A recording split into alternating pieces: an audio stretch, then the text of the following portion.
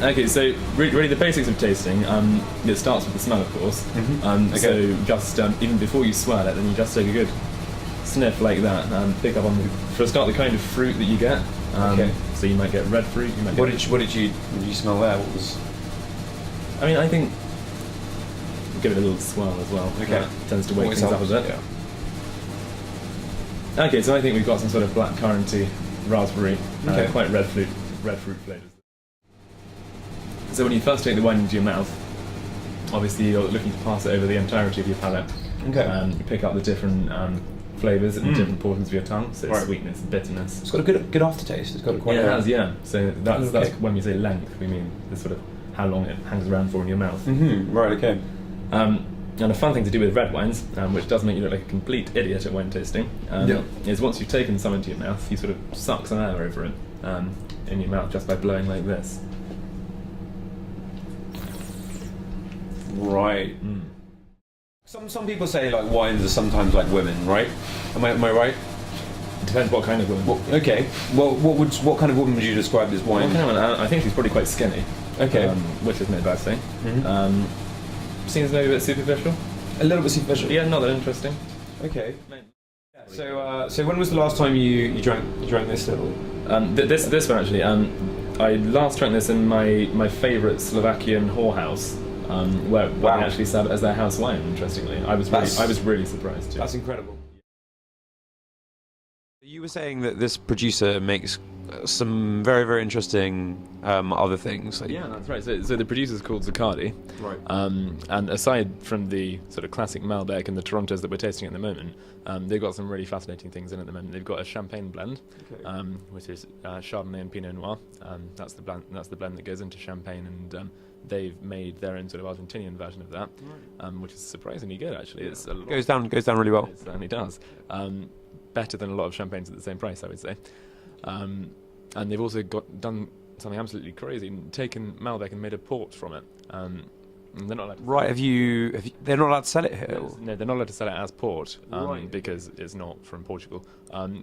But yeah, it's a sort of fortified port wine made from Malbec. But made in exactly the same way? Yeah, and it's really quite similar, the same sort of nuttiness and sweetness. It's really lovely. Yeah. But surprisingly cheap too, so good Christmas buy to support the RGs.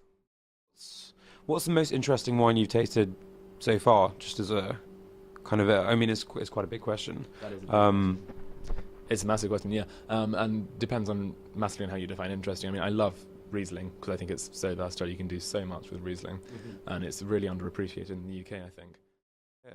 Yeah. If you want to go for an interesting wine, you're asking, and this is a crazy thing.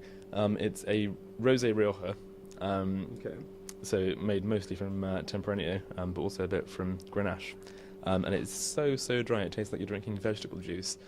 I think it's great with food, so something quite sweet like melon, Serrano ham, that kind of pairing is really perfect, but it's a crazy wine. So you've had it before? Yeah, quite a few times actually. So out of the interesting ones, I think that's definitely up there. Okay. At like a dinner party or something like that? Well, if you want to impress, it's not a first date wine. You could look like a complete dick. Yeah. So maybe one to save for. How about maybe kind of a last date wine? Yeah, maybe a last date if you're sure she won't like it. Yeah. You're encouraging me to be a misogynist. I don't like it. This is it's a new gin, which comes from Islay, which is a place that's known for making whiskey, which is why it's exciting.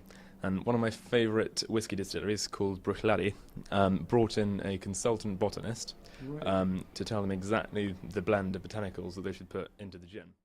Some people might know already that gin by itself as a sort of just the spirit tastes like shit, and that in order to make it... It does actually, yeah.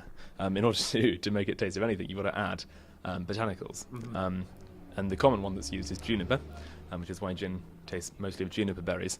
But with this, they've got some really fun ones in like cinnamon and licorice root and angelica root. I don't even know what that is.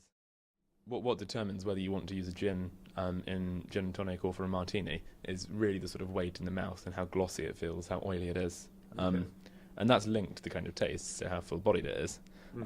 But mostly, as a rule of thumb, you want a glossier, more oily gin for martini and a cleaner, thinner one for gin tea. Okay. So Plymouth, for example, is a great gin for martini that most people are going to be familiar with. Yeah. Whereas Gordon's, you really want to be using in G&T. Right. Okay. Fantastic. And I mean, I get the feeling that this probably isn't going to be a woman, unfortunately. Maybe as a gay man. How camp are we talking? Because obviously it's quite clear. So it is quite clear, but it's certainly got a lot to say. It just depends on the accent. yeah, quite forceful. Definitely forceful. Yeah. I do feel like I've been raped by it in the last 2 minutes. In fact, it's goes to the head.